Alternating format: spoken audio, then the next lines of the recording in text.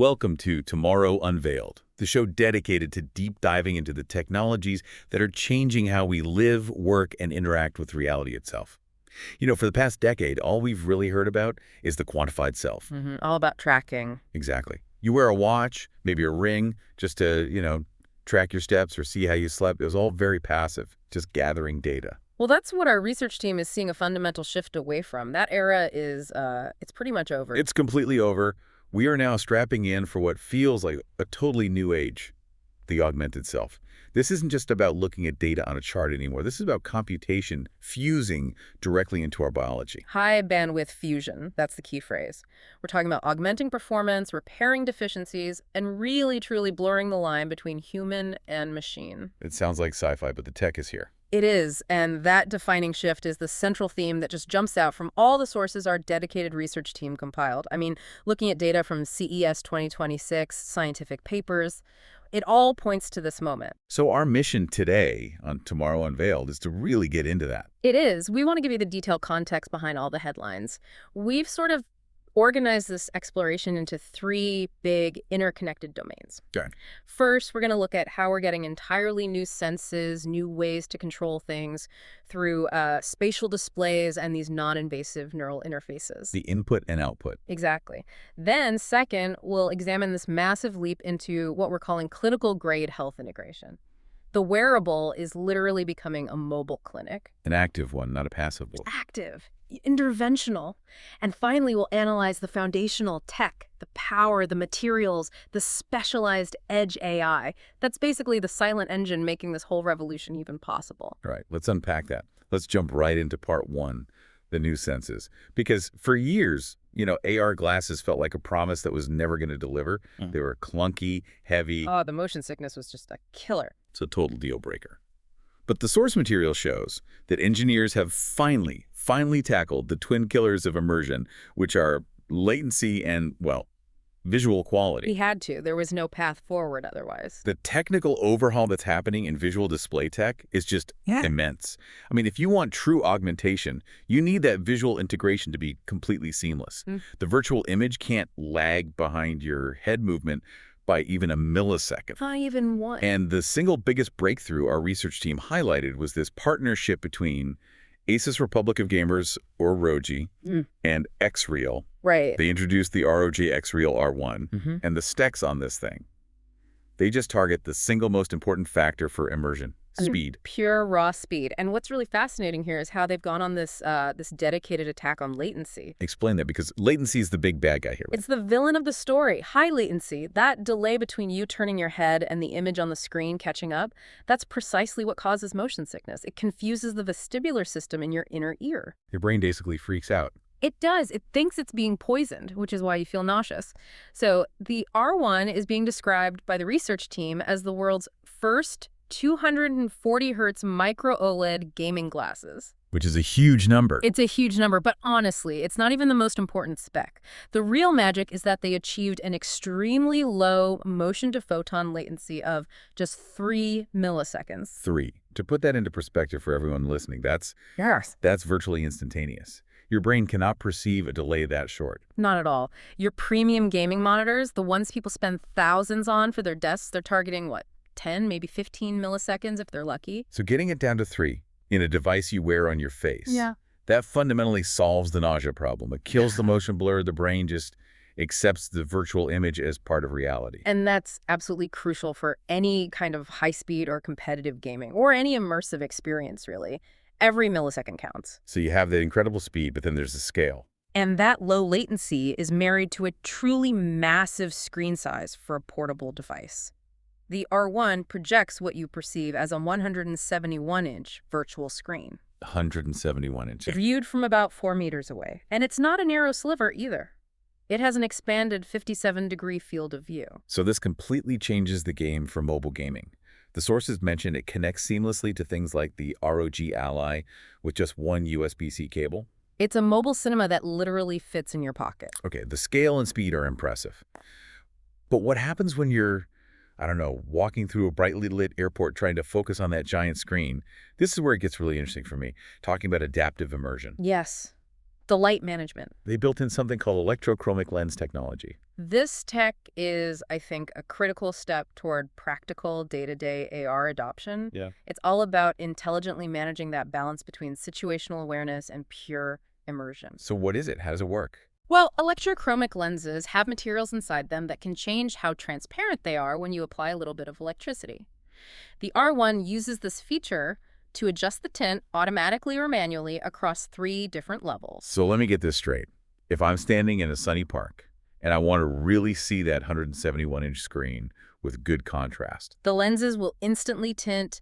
They'll darken to block out all that ambient light, almost like putting on a pair of high-end sunglasses. or like stepping into a dark movie theater. Precisely. Yeah. But then, and this is the clever part, if you look away from that virtual screen, say, to check your watch or make sure you're not about to walk into a pole. Which is important. Very important. The lenses instantly revert back to being completely transparent. Wow. And that dynamic adjustment is not a trivial thing to engineer. It means the device can give you maximum virtual contrast when you need it, but also ensure you have real-world situational awareness for safety. It's the device actively managing the boundary between the digital and physical worlds. That is the future. Okay, so that covers the speed-focused, performance-driven visual overhaul. But our research team also identified another slightly different approach in the market, one focused purely on visual fidelity, cinematic quality. Right. While Asus was chasing raw speed, RayNeo, with their Air 4 Pro, was all about color depth and brightness. This shows a split in the market, right? A bifurcation. A clear one. It's performance for gaming versus fidelity for media consumption. RayNeo, which is backed by TCL, they had a global debut with the Air 4 Pro, and it's notable for being the first AR glasses to support HDR10. Which, for anyone who isn't a display nerd, HDR means a much, much wider range of colors and contrast. The brights are brighter, the darks are darker. Exactly. It just looks richer, more real. And that's enabled by these high-performance 0.6-inch micro OLEDs. They can do 120 Hz, so still very smooth, but they also get up to a very bright 1200 nits. But that focus on cinematic quality, that has to create a power challenge, right? Yeah. You can't just put a beautiful display on someone's face. You need a powerful engine to drive it, especially when you're dealing with HDR video. You're absolutely right. This is where you can see the engineering trade-off. To get that cinematic quality, they had to integrate a custom processor, the Pixelworks Vision 4000. A dedicated chip just for the visuals. Just for the visuals. It's designed specifically to handle things like upscaling standard video to HDR, SDR to HDR, and converting 2D content into a 3D stereoscopic view. Dedicating a custom processor just to visual output is, well, it's resource intensive. So that extra processing power must come with a complexity and a power penalty that the speed-focused R1 avoids. It does. It has to. The R1 is all about simplicity, low latency, and raw speed for reactive tasks like gaming. The Air 4 Pro, on the other hand, sacrifices some of that simplicity for visual computing muscle. And more muscle means more heat, more battery drain. Always. While the Air 4 Pro is impressively light at 76 grams, it's a constant battle to manage the heat that dedicated processor generates, especially when you pair it with an audio system tuned by Bang & Olufsen, which again just reinforces that this is for a premium cinematic experience. It's targeting a user who cares more about visual richness than pure reaction speed. So we have these revolutionary visual outputs, but how do we control this new augmented reality? I mean, we can't be fumbling with our phones every time we want to click on something. No, that would defeat the whole purpose. And that necessity brings us to the next massive shift: non-invasive neural interfaces. They're moving out of the research lab and onto our bodies as mainstream control mechanisms. This transition is fundamentally changing how we think about user input. We're going beyond physical buttons and touchscreens. We're starting to use the signals our own nervous system generates. So everything from our brain activity to tiny muscle twitches can become a high-fidelity input stream. That's exactly what the research team is seeing. The application in competitive performance is just fascinating. Tech that actively tries to coach you and make you better. Let's talk about the HyperX and neurotech-powered gaming headset. This is a perfect example of a closed-loop neurotechnology system being used for performance enhancement. The headset has non-invasive EEG sensors that monitor your brain activity in real time. So it's reading your brain waves. It is, and Neurable's Prime system interprets that activity, giving you real-time focus tracking and cognitive feedback. It's analyzing metrics like your attention load, your cognitive flow state, mental fatigue, and then it feeds actionable data back to you or to the game itself. And the preliminary studies that our research team corroborated they're hugely compelling. Professional esports players using this system saw their accuracy go up by nearly 3%.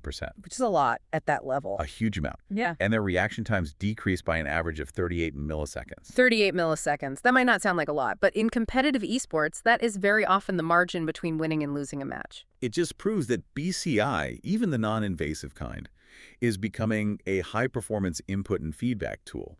It's moving so far beyond its, therapeutic origins. And while brain signals are one type of input, Meta is focused on perfecting another one, the tiny electrical signals from your muscles. The research team detailed Meta's demo of its neural wristband. It relies on something called electromyography, or EMG. And it's important we clarify for the audience here. Yeah. This isn't mind reading. It's not telepathy. Not at all. It's reading the residual electrical signals from the motor neurons that fire when you intend to move a muscle. Precisely. The EMG sensors detect those subtle electrical impulses that travel from your nervous system down to your hand and forearm, even if the movement itself is so small it's basically invisible. The real magic is the AI that deciphers those impulses into specific commands. And the application they demonstrated was stunning. It was. Users can write words with their finger on any surface, a desk, a coffee cup, just in the air, and those tiny signals are translated into text. They can send messages on WhatsApp or Messenger without ever touching a keyboard or a screen. That is the definition of seamless. And the integration goes beyond just productivity. The research pointed to a strategic partnership with Garmin, right? To bring this into cars with something called a unified cabin. Yeah, this partnership shows how these interfaces are becoming these pervasive control layers that exist across different environments. Now, the sources were careful to note this is for passengers, not for the driver, for obvious safety reasons. Of course. But it allows for a completely frictionless way to control the car's virtual environment. Imagine scrolling through infotainment menus or picking a song just by making a tiny, almost invisible pinch or swipe gesture with your hand while it's resting on your leg. It expands the whole idea of what the wearable is. It's not a discrete device anymore. It's a universal remote for your life. A ubiquitous control surface. Yeah. Exactly. And before we move on, we should probably touch on the counter trend here, because not every wearable needs all the sensors and all the speed. The research team noted the Pedal Index O1 Smart Ring, which is an intentional step back. It's a step toward minimalism, and it caters directly to this growing concern about screen fatigue and just information overload. Right. The Pebble Index O1 focuses on just a single physical button and voice commands. It's prioritizing a frictionless, almost subconscious interaction over a high-res screen or a huge suite of sensors. It just acknowledges that sometimes the best piece of augmentation tech is the one that demands the least amount of your active attention. That focus on minimizing friction and maximizing utility. That's exactly what's driving the growth in the health space. Which brings us perfectly to part 2, the Wearable Clinic. We're moving from the quantified self to the clinically graded self. And this area represents, I would argue, the most profound societal shift in wearable technology. We started with simple step trackers, they gave us motivational data. Right, clues or rings. Exactly. Now, wearables are becoming diagnostic tools, even interventional tools. This new generation is moving into active, real-time physiological modulation and detection, and it relies so heavily on specialized AI. Active intervention. That's the key phrase. One of the most talked about devices our research team identified is LumaMind's LumaSleep. This is a game changer because it's not just passively reporting that you slept poorly. Which your phone can already do. Right. It's actively trying to help you achieve good sleep. This is a fundamental application of neuro AI. LumaSleep is the first consumer device to use millisecond real-time EEG modulation. So instead of just tracking your sleep stages, the device is continuously monitoring your brain activity. Specifically, the patterns associated with the transition into sleep, things like theta and delta brainwaves. And then it responds to those signals. It responds. It generates personalized acoustic guidance. So we're not just talking about playing some whale sounds or a rainstorm. Oh, no. It's creating sound pulses, rhythms, frequencies that are perfectly synchronized with your brainwaves in that exact moment. So it's like a dynamic conversation between the device and your brain. Happening in real time, millisecond by millisecond. And this level of precision allows the device to gently guide you toward the optimal sleep onset pattern. If the AI detects your brain is, say, straying into a pattern associated with wakefulness, it subtly shifts the sound to encourage your brain back onto the path toward deep sleep. That's advanced neuroscience in a consumer device. It's shifting the wearable from a data logger to a physiological modulator. A true modulator. Yeah. And that same drive for rapid, real-time intervention is visible in really serious clinical applications, too.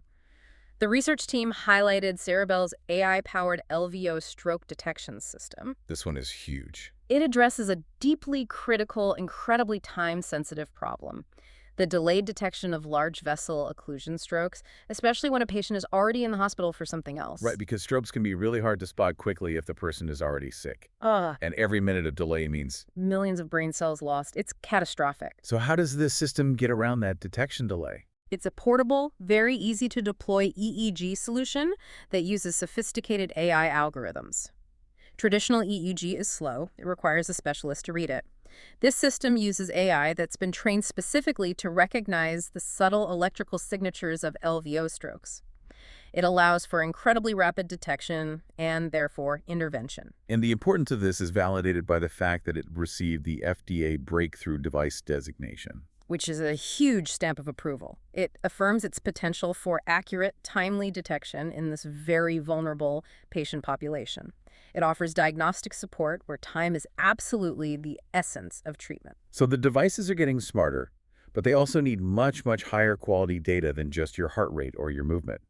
This brings us to a fascinating area of material science and biochemical sensing.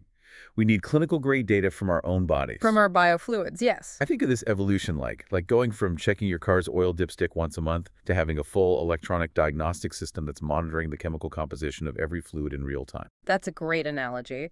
And that's the goal. We need biochemical wearables that can provide highly accurate clinical-grade data. And that goal means moving beyond just, say, analyzing sweat. You can't just use sweat alone. Comprehensive health requires integrating data from multiple biofluids: sweat, saliva, tears, and maybe most importantly, interstitial fluid, or ISF. Okay, so the paradigm shift our research team identified is called multi-module collaborative sampling plus microfluidic channel interconnection. A bit of a mouthful, I know. Yeah, break that down. What does that jargon actually mean for a person wearing one of these things? Absolutely. Think of it as a distributed network of tiny, specialized chemical labs all over your body, and they're all talking to a central processor. Okay. Multi-module collaborative sampling just means you have these separate self-contained sensors in different places. Maybe a smart contact lens is monitoring your tears for glucose, an electronic skin patch is sampling your sweat for lactate, and a separate microneedle system is drawing a tiny bit of ISF. And the microfluidic channel interconnection part. That refers to the tiny, highly engineered channels inside each of those modules. They precisely route and analyze the fluid samples, they prevent contamination, and they make sure even minuscule volumes are handled with incredible accuracy. So the key isn't just sampling the fluids. It's about integrating and analyzing what could be conflicting data from all these different sources and doing it wirelessly at a central hub. That's the whole point. The integrated analysis is the goal. For example, if your sweat lactate is high, but your ISF glucose is stable, the combined analysis can figure out if that's because of intense local exercise or a systemic metabolic problem.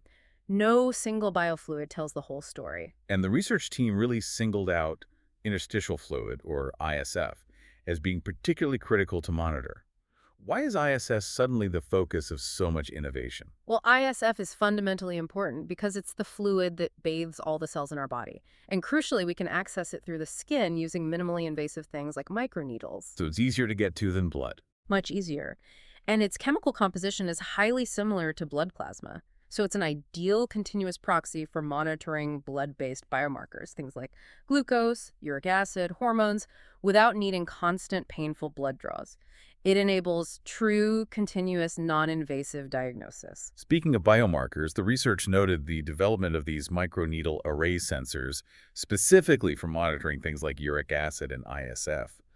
What kind of material science allows these tiny sensors to be so accurate? The material science is where the real breakthrough is happening. Researchers are combining advanced materials like metal organic frameworks, or MOFs, which have incredibly high surface areas, with these high-precision 3D printed hollow microneedle arrays. This combination enables really high analytical performance. The detection limits they're achieving are just astonishingly low, like as low as 20 nanomolar in recent studies. And a nanomole is? 1 billionth of a mole. Achieving that low a detection limit means these sensors can spot extremely trace amounts of a biomarker that gives you high accuracy, stability, and reproducibility all in a tiny patch on your skin. And to make these devices comfortable enough to wear all day, every day, the materials themselves have to be flexible and stretchable. Absolutely. For a wearable to fade into the background, as they say, it has to conform seamlessly to your body. And this is driving huge developments in flexible bioelectronics and 3D printing. We're seeing innovations like electronic textiles that weave conductive fibers right into your shirt, Right. and the exploration of advanced 2D materials like MZine-based electrodes. MZines are really prized for their incredible conductivity and stability, especially in the moist, salty environment of your skin, which ensures the sensors keep working perfectly even when you're active and sweating. That's a really deep dive into the front end, the visual output, the neural input, the clinical sensors. But none of this works without immense processing power and unprecedented energy efficiency. Which brings us to part 3, the engine of wearables. This section really addresses the fundamental limitation that's held back the wearable revolution for years. If you're tracking millisecond EEG data for sleep or running complex stroke detection algorithms, You cannot afford to send that data to a cloud server somewhere and wait for a response. the latency would be a killer. The reliability is a risk. The processing must happen instantly and locally, right there on the device, at the edge. Which brings us to the rise of what our research team is calling physical AI. This isn't just abstract intelligence in the cloud. It's intelligence powering the machine right there on your body. That is the crucial distinction. Physical AI is intelligence that powers machines and devices that can sense, decide, and act autonomously in the real world. In the wearable context, that means the specialized chip inside your AR glasses or your smart ring is performing real-time inference to make immediate decisions. Like adjusting that electrochromic lens we talked about. Or translating a conversation instantly, or providing that immediate cognitive feedback. This is non-negotiable for safety, for low latency, and critically for maintaining data privacy. Sensitive health data should never have to leave the device for processing. Okay, so let's talk specific hardware breakthroughs that make this happen. The research team highlighted a massive leap forward from Nordic Semiconductor with their NRFi4L series system on chip. What's the core innovation here? The key is the integration of the Axon Neural Processing Unit, or NPU. And this isn't a general-purpose CPU. It is a specialized piece of hardware, an accelerator, designed explicitly to perform AI model inference with extreme efficiency. And the performance gains the team's data showed are remarkable. They really are. Up to 7 times faster performance, and this is the important one, up to 8 times higher energy efficiency compared to other solutions. An 8 times increase in energy efficiency for AI tasks. That is a complete game changer for devices powered by batteries the size of a fingernail. It's transformative. It totally changes the scope of what a battery-powered wearable can do. Before, running complex AI would just drain the battery in a few hours. Now, an ultra-efficient NPU can do real-time continuous monitoring, like performing sound classification, figuring out the difference between speech, a car horn, or a fire alarm, or sophisticated gesture recognition. And it can do it securely and instantly, all while preserving battery life. This is the engine that lets your wearable become a true autonomous AI agent. And the software side is adapting to this new hardware reality just as fast. We're moving away from relying on those big cloud-based large language models for every little thing. Yes, the trend is shifting massively towards small language models, or SLMs. These are highly specialized, distilled versions of their bigger cousins. So instead of an LLM that knows everything that needs a supercomputer to run, You get an SLM that's narrowly trained for efficiency. This lets a wearable AI agent access specific, lightweight models, say, one trained only to translate technical jargon, or one specialized in interpreting medical data. It drastically reduces the compute costs, the power draw, and the latency, while still giving you highly sophisticated, task-specific help. and Gartner identified the bigger architecture that connects all these pieces. It's not about a single smart device anymore. It's about a networked intelligence. It's the move to multi-agent systems, or MAS. And this isn't just your devices being connected to Wi-Fi. It's a collection of independent AI agents. Your smart ring, your glasses, your home assistant, your exoskeleton, all working collaboratively and autonomously to achieve a complex systemic goal. Give us a clear example of how a multi-agent system would work. Okay, let's take a complex wellness goal. Your smart ring agent is continuously tracking your baseline biometrics, like heart rate variability. It detects an elevated stress signature. Hmm. That stress detection then triggers an immediate response from your AR glasses agent, which suggests a 2-minute guided breathing exercise in your peripheral vision. So it's not just telling you you're stressed, it's giving you a tool to deal with it. Instantly. And simultaneously, the smart home agent might dim the ambient lighting and play some calming audio. No single device had the full picture, but the combined intelligence of the MAS creates this synchronized, goal-oriented intervention without you having to do anything. That's the mental architecture.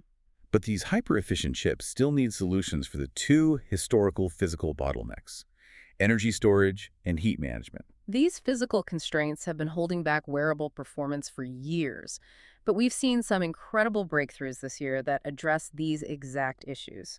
Let's start with the battery problem and the work of BTRY AG. Right, they're working on ultra-thin solid-state lithium-ion battery tech. The solid-state battery has been the holy grail for a decade.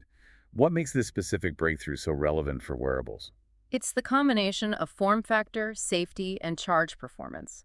Their batteries start at an incredibly thin 0.1 millimeters. They're flexible, almost like fabric. That just opens up completely new design possibilities. You can curve the battery or even weave it into materials. And the performance? Revolutionary. They can charge in approximately 1 minute. 1 minute for a full charge. That's practically an instant refuel. Yeah. And that speed is linked to the solid-state architecture, isn't it? It absolutely is. Traditional liquid lithium-ion batteries can form these things called dendrite spiky lithium formations that cause short circuits and failures. It's why they can catch fire. Right. By getting rid of the liquid electrolyte and using a solid ceramic or polymer instead, solid-state batteries intrinsically eliminate that risk. They're safer, more stable, and can handle much faster charging without overheating. Plus, they can operate at very high temperatures, up to 150 degrees Celsius, which is vital for industrial or med tech wearables. So we have small, fast-charging, safe batteries. But high power density creates heat. And that heat needs to go somewhere, especially in a thin device pressed against your skin. And that brings us to Ionic Wind's innovation, a fanless, silent cooling technology using solid-state ionic wind. For decades, engineers have been stuck with tiny, noisy mechanical fans that are often the first part to break. This technology sounds like something out of Star Trek. How does solid-state ionic wind cooling even work? It's based on a principle called electrohydrodynamics, or EHD. Basically, the device uses a high-voltage, low-current source to create a localized electrical field between two electrodes. This field ionizes the air molecules around it, and then the field accelerates those charged molecules, Creating a stream of air. a stream of air, the ionic wind, with no moving parts at all. No blades, no motors, no noise. You're using electric fields to move air, providing targeted cooling without the need for a mechanical fan. Exactly. And getting rid of that mechanical complexity allows for dramatically thinner, lighter, and more reliable devices. Imagine a powerful AR headset that never gets hot against your temple, or a compute module embedded directly into your clothing. It's genuine design freedom. That convergence of localized AI, revolutionary power, and silent cooling. That's the foundational engine that allows for the final leap in our discussion. Technology that augments not just our senses, but our actual physical capabilities. Yes, moving from the informational to the physical. Which brings us to part 4, the augmented body. And when we talk about being strapped in, exoskeletons are the most literal interpretation of that. For years, they felt like they were just for heavy lifting in factories or for the military. But the tech is moving squarely into the consumer space. And surprisingly quickly, the research team dedicated a lot of analysis to the Asentis H1 Pro, and what stands out immediately is the focus on lightweight design and natural feeling assistance. It's moving away from those clunky, robotic models of the past. The numbers are just incredible. The H1 Pro is ultra lightweight, just 4.4 pounds without the battery, and the H is for the hips, right? There's a K1 Pro for the knees. Correct. And the seamless feeling is achieved through advanced AI. Unlike older models that use pre-programmed movements, these new exoskeletons use sensors to analyze your stride, your cadence, your force, all in real time. The AI essentially learns your natural walking pattern. Whether you're walking, hiking, running. And it applies assistance torque precisely when and where you need it, so the augmentation feels completely natural, not jerky or robotic. And the performance specs are staggering. This is a consumer mobility enhancer. The hip model, the H1 Pro, can offset up to 66 pounds of perceived weight. So hiking with a heavy pack suddenly feels effortless. Right, and it can assist movement up to 17.4 miles per hour. That is faster than most people can sprint. And the battery tech supports real endurance. The sources highlight an impressive range of up to 31 miles or about 10 hours of continuous assistance at a brisk walking pace. The real engineering feat is getting that massive 66-pound force offset from a 4.4-pound device. The efficiency must be off the charts. Incredible. And the modularity, the fact that you can combine the hip and knee units for even more power, that confirms this category is maturing well beyond a niche industrial tool into a personal mobility device, kind of like a high-end e-boke. Before we move to our conclusion, let's circle back quickly to the minimalist wearables. Just like we saw with AR input, not all physical augmentation has to be about massive power systems. Sometimes it's about simplifying your workflow. And reducing your cognitive load. This is the productivity enhancement angle. Our sources noted several devices aiming to streamline daily tasks without forcing you to look at a screen. Take the Luna Band, for example. It's designed as a screen-free fitness tracker. It gets all the essential biometric data, sleep, heart rate, but it removes that constant visual distraction. Right. All the data visualization happens in the app. What makes it different is the focus on frictionless input through voice commands, backed by its AI health engine. A user can just say, log stress level 7, or I just ate a pizza, and the AI logs it. So no more tedious food logging. Exactly. And even more innovatively, the band can dynamically provide personalized audio wellness guidance, like a short meditation, or a reminder to stand up directly through your Bluetooth earbuds, all driven by its real-time AI interpretation of your current state. It augments your behavior through audio, not visuals. And smart rings are evolving too, especially as companion devices. The Even Realities R1 smart ring is designed to pair directly with their G2 smart glasses. So the R1 does all the health tracking you'd expect, sleep, HRV, SpO2, but it adds a crucial functional element, a small touch-sensitive area. For control. For discrete, subtle control of the linked smart glasses. Simple taps and swipes. It creates this closed control loop between the two wearables so you can interact with the AR environment without making big, distracting hand gestures in public. That discrete input is essential for normalizing AR in daily life. And for all of you listening on a podcast service like Apple Podcasts or Spotify, we'd be incredibly grateful if you could leave us a rating and review for Tomorrow Unveiled. It really does help us reach new listeners. It makes a huge difference. Okay, let's unpack all this and synthesize the three major themes we've explored today. The common thread across everything, from 240 Hz glasses and neural control to AI-guided sleep and solid-state batteries, it's this relentless drive toward true high-bandwidth integration. This is the definitive realization of physical AI. Computational power isn't adjacent to us anymore. It's being fundamentally integrated with our biological function. The market implications are staggering. Oh, they are. The research team projected that the global wearable technology market is poised for massive expansion. They're predicting it will reach over $703.32 billion by 2035. That is a massive number. And that exponential growth is being driven entirely by this shift from passive data tracking to active, augmented capability. It signals a fundamental replatforming of personal technology. Here's where it gets really interesting for me, though. With this level of deep integration and all this clinical-grade data being collected, the biggest challenges are shifting away from pure technology and into, well, legal and ethical governance. Absolutely. When your device is a mobile clinic, the stakes for security are radically elevated. The regulatory complexity must be profound. It is. Organizations are navigating this incredibly complex web of laws around health data privacy. The sources our team compiled stress that the FTC's health breach notification rule now fully applies to health apps and wearables.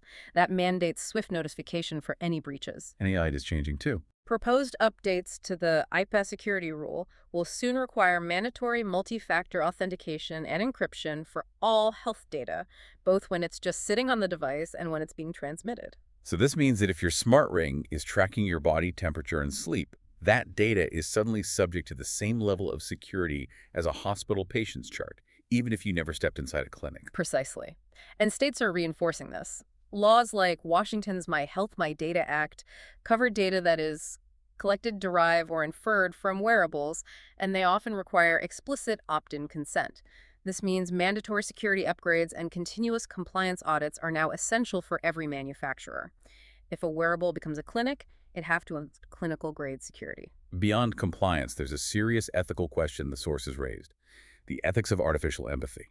We're seeing generative AI being integrated into care platforms, social robots, virtual agents. And this raises a really important question about the risk of over-relying on pseudo-empathy in care contexts. While AI tech can provide essential support, especially during workforce shortages, we have to be critically aware of the ethical boundary. You don't want to replace genuine human connection. The research noted concerns that too much reliance on systems that just simulate empathy could potentially diminish or displace genuine human relationships, especially in sensitive areas like elderly care or mental health support. We need to ensure that the augmented experience enhances human connection, not inadvertently replace it with a transactional simulation. That is the ultimate balance we have to strike. The technology is maturing so quickly, and its success, as the research team summarized, will ultimately be judged not by the raw specs, the 240 Hz refresh rate, or the 8 times energy efficiency, But by its ability to simply fade into the background. exactly. The ultimate goal is for this technology to become invisible, for the exoskeleton to feel like an extension of your own muscle, for the AR display to feel like a natural part of your vision. And for the health monitoring to be continuous and effortless. That seamless integration is what makes the boundary between computer and user more porous than it has ever been before. And if you're finding this insightful, please take a moment to like this video, subscribe to Tomorrow Unveiled, and consider hitting that new hype button to help us reach more viewers. And of course, be sure to turn on notifications so you never miss an update on the future. We really do appreciate the support. We love hearing your thoughts. Whether you're on YouTube or your favorite podcast app, leave a comment and let us know what you think about wearable tech becoming integrated into our bodies. Do the immense benefits of instant clinical data and augmented reality outweigh the privacy and security concerns that come with being truly strapped in 24/7? It's the central question, really. So what does this all mean? We're closer than ever to technology that works with our biology, providing speed, clinical precision, and physical performance that we have, until now, previously only dreamed of. Thank you for joining us for this deep dive into the augmented future. We'll be back soon to uncover the next technological transformation on Tomorrow Unveiled.